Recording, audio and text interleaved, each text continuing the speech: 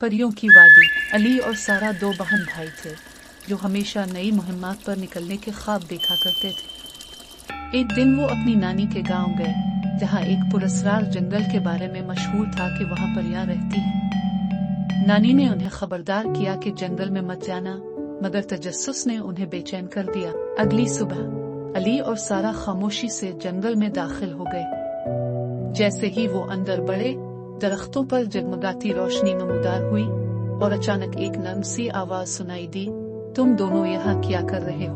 बच्चों ने पलटकर देखा तो एक छोटी सी सुनहरी रोशनी उनके सामने आकर एक नन्ही सी परी में बदल गई। वो हल्की नीली रोशनी में चमक रही थी और मुस्कुरा रही थी। मैं ज़रफ़िशा हूँ, परियों की वादी की मुहाफिज। तुम्हें यहाँ नहीं आना चाहिए था। ज़रफ़िशा ने नरमी से कहा, हम बस देखना चाहते थे कि परियां वाकई होती हैं या नहीं। सारा ने पुरजोश होकर कहा। ज़रफ़िशा मुस्कुराई और जादुई छड़ी घुमाते ही एक दरख्त वो बैठते ही परी ने अपना हाथ हिलाया और उनके सामने एक छोटी सी मेज नमूदार हुई। मेज पर 3 नाजुक कप और एक चाय का बर्तन पड़ा था जो लगता था कि परी के लिबास की तरह चमकते हुए कपड़े से बना हुआ है। क्या तुम कुछ परियों की चाय पसंद करोगे? परी ने अली और सारा को देखकर मुस्कुराते हुए पूछा। अली की आंखें जोश से फैल गईं। परी चाय? वो कैसी है?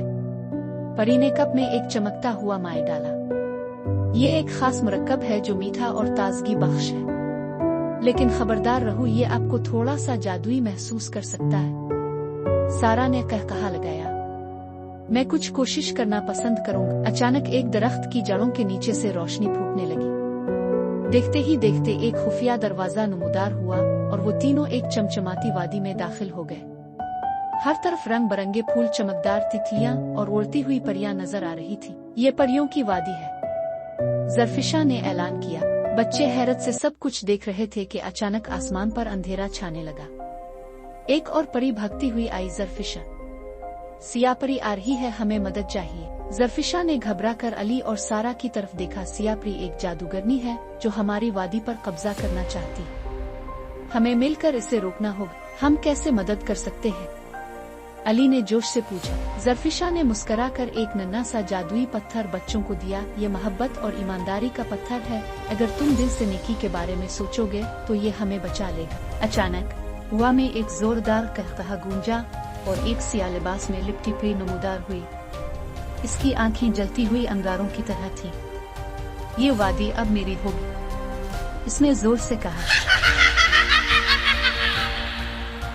जोर से कहा, हमारी नेकी इस वादी को बचाएगी। अचानक एक चमकदार रोशनी हर तरफ फैल गई और सिया परी जोर से चीखी। इसकी ताकत कमजोर होने लगी और वो तेजी से फिजा में गायब हो गई।